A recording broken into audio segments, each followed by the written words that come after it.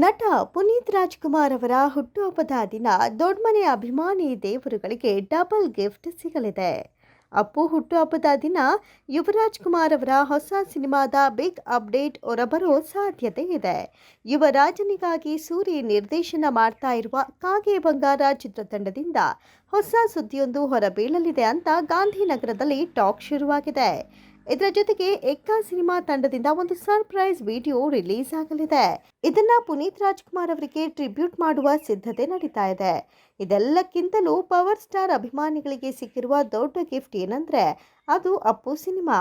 ಮತ್ತೆ ಅತ್ಯಾಧುನಿಕ ತಂತ್ರಜ್ಞಾನದ ಮೂಲಕ ಅಪ್ಪು ಸಿನಿಮಾ ತೆರೆಯ ಮೇಲೆ ರಾರಾಜಿಸಲಿದೆ. ಹೊಸ ಸಿನಿಮಾದಂತೆ ರಾಜ್ಯಾದ್ಯಂತ ಅದ್ದೂರಿಯಾಗಿ ಬಿಡುಗಡೆಯಾಗಲಿದೆ. ಕಳೆದ ವರ್ಷ ಜಾಕಿ ಸಿನಿಮಾ ರಿಲೀಸ್ ಆಗಿ ದಾಖಲೆ ಬರೆದಿತ್ತು.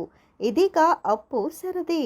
ಮಾರ್ಚ್ 17ರಂದು ಪುನೀತ್ ರಾಜ್ಕುಮಾರ್ ಅವರ ಹುಟ್ಟುಹಬ್ಬವಿದ್ದು, ಮಾರ್ಚ್ 14ಕ್ಕೆ ಅಪ್ಪು ಸಿನಿಮಾ ಭರ್ಜರಿಯಾಗಿ ತೆರೆಗೆ ಅಪ್ಪಳಿಸಲಿದೆ.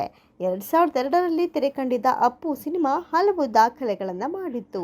ಹೀರೋ ಆಗಿ ನಟಿಸಿದ ಮೊದಲ ಸಿನಿಮಾದಲ್ಲೇ ಪುನೀತ್ ರಾಜ್ಕುಮಾರ್ ಅತಿ ದೊಡ್ಡ ಗೆಲುವನ್ನೇ ಪಡೆದುಕೊಂಡಿದ್ರು.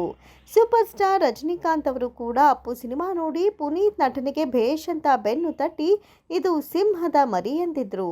ಹೀರೋ ಆಗಿ ನಟಿಸಿದ ಮೊದಲ ಸಿನಿಮಾದಲ್ಲೇ ಪುನೀತ್ ರಾಜ್ಕುಮಾರ್ಗೆ ದೊಡ್ಡ ಗೆಲುವೇ ಸಿಕ್ಕಿತ್ತು. ವಿಶೇಷ ಏನಂದ್ರೆ ಅಪ್ಪು ಸಿನಿಮಾ 100 ದಿನ ಎಲ್ಲೆಲ್ಲಿ ಓಡಿತ್ತು ಅಲ್ಲಲ್ಲಿ ಡಾಕ್ಟರ್ ರಾಜ್ಕುಮಾರ್ ಹೋಗಿ ಅಪ್ಪು ಸಿನಿಮಾ ನೋಡಿದ್ರಂತೆ. ಈ ವಿಚಾರವನ್ನ ಸ್ವತಃ ಪುನೀತ್ ರಾಜ್ಕುಮಾರ್ ಅವರೇ ಹೇಳ್ಕೊಂಡಿದ್ರು.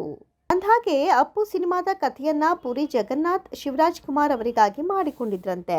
ಈ ಕಥೆ ಕೇಳಿದ ಶಿವಣ್ಣ ಅವರಿಗೆ ಯಾಕೋ ಈ ಪಾತ್ರ ತಮಗೆ ಒಪ್ಪೋದಿಲ್ಲ ಎನಿಸಿದೆ.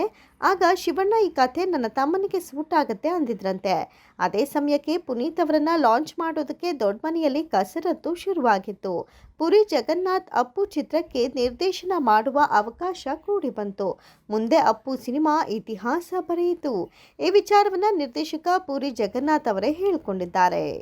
ಅಪ್ಪು ಸಿನಿಮಾ ಒಂದರ್ಥದಲ್ಲಿ ಪ್ಯಾನ್ ಇಂಡಿಯಾ ಸಿನಿಮಾ ಅಂತಲೇ ಹೇಳ್ಬೋದು. ಕನ್ನಡದಲ್ಲಿ ತೆರೆ ಕಂಡು ಬ್ಲಾಕ್ ಬಸ್ಟರ್ ಹಿಟ್ ಆಗಿದ್ದ ಅಪ್ಪು ಅತಿ ಹೆಚ್ಚು ಭಾಷೆಗಳಲ್ಲಿ ರೀಮೇಕ್ ಆದ ಕನ್ನಡದ ಟಾಪ್ ಸಿನಿಮಾಗಳ ಲಿಸ್ಟ್ನಲ್ಲಿದೆ. ವಿಶೇಷ ಅಂದರೆ ಅಪ್ಪು ಸಿನಿಮಾ ಬೆಂಗಾಲಿ ಮತ್ತು ಬಾಂಗ್ಲಾದೇಶದ ಬೆಂಗಾಲಿ ಭಾಷೆಗಳಿಗೂ ರೀಮೇಕ್ ಆಗಿತ್ತು. ಆದರೆ ಮೊದಲಿಗೆ ಈ ಚಿತ್ರ ರೀಮೇಕ್ ಆಗಿದ್ದು ತೆಲುಗಿನಲ್ಲಿ. ಅಪ್ಪು ಸಿನಿಮಾ ಬಿಡುಗಡೆಯಾಗಿ 4 ತಿಂಗಳಲ್ಲಿ ತೆಲುಗಿಗೆ ರೀಮೇಕ್ ಆಗಿ ಅಲ್ಲಿಯೂ ತೆರೆ ಕಂಡಿತ್ತು. ರವಿತೇಜ ಇಲ್ಲಿ ನಾಯಕನಾಗಿ ನಟಿಸಿದ್ರು. ತೆಲುಗು ವರ್ಷನ್ಗೆ ಈಡಿಯಟ್ ಅಂತ ಟೈಟಲ್ ಅನ್ನು ಇಡಲಾಗಿತ್ತು. ಅಪ್ಪು ಚಿತ್ರಕ್ಕೆ ನಿರ್ದೇಶನ ಮಾಡಿದ್ದ ಪುರಿ ಜಗನ್ನಾಥ್ ಅವರೇ ಈಡಿಯಟ್ ಚಿತ್ರಕ್ಕೆ ಆಕ್ಷನ್ ಕಟ್ ಹೇಳಿದ್ರು. ರವಿತೇಜ ಕರಿಯರ್ಗೆ ಈಡಿಯಟ್ ದೊಡ್ಡ ಬ್ರೇಕ್ ನೀಡಿತು. ಇದಾದ ಬಳಿಕ ತಮಿಳಿನಲ್ಲಿ ಈ ಚಿತ್ರವನ್ನ ರಾಕ್ಲೈನ್ ವೆಂಕಟೇಶ್ ನಿರ್ಮಿಸಿದ್ರು. ಸಿಂಬು ಇಲ್ಲಿ ಲೀಡ್ ರೋಲ್ ಮಾಡಿದ್ರು. ದಮ್ ಹೆಸರಿನಲ್ಲಿ ಅಪ್ಪು ಸಿನಿಮಾ ತಮಿಳಿನಲ್ಲಿ ರೀಮೇಕ್ ಮಾಡಿ ಯಶಸ್ಸು ಕಂಡಿದ್ರು ಕನ್ನಡದ ನಿರ್ಮಾಪಕ ರಾಕ್ಲೈನ್ ವೆಂಕಟೇಶ್.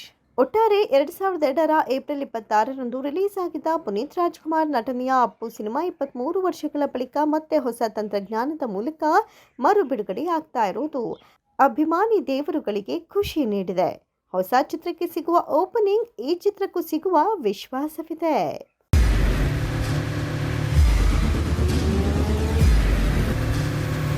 ಪ್ರಜಾಮಾರ್ಗ ನ್ಯೂಸ್, ಇದು ಜನಸಾಮಾನ್ಯರ ಧ್ವನಿ. ನಮಸ್ಕಾರ.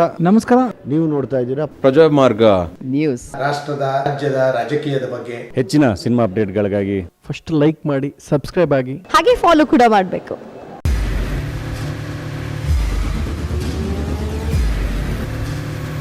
ಪ್ರಜಾಮಾರ್ಗ ನ್ಯೂಸ್, ಇದು ಜನಸಾಮಾನ್ಯರ ಧ್ವನಿ. ನಮಸ್ಕಾರ. ನೀವು ನೋಡ್ತಾ ಇದ್ದೀರಾ ಪ್ರಜಾಮಾರ್ಗ ನ್ಯೂಸ್. ರಾಷ್ಟ್ರದ ರಾಜ್ಯದ ರಾಜಕೀಯದ ಬಗ್ಗೆ ಹೆಚ್ಚಿನ ಸಿನಿಮಾ ಅಪ್ಡೇಟ್ಗಳಿಗಾಗಿ ಫಸ್ಟ್ ಲೈಕ್ ಮಾಡಿ, ಸಬ್ಸ್ಕ್ರೈಬ್ ಆಗಿ, ಹಾಗೆ ಫಾಲೋ ಕೂಡ ಮಾಡಬೇಕು.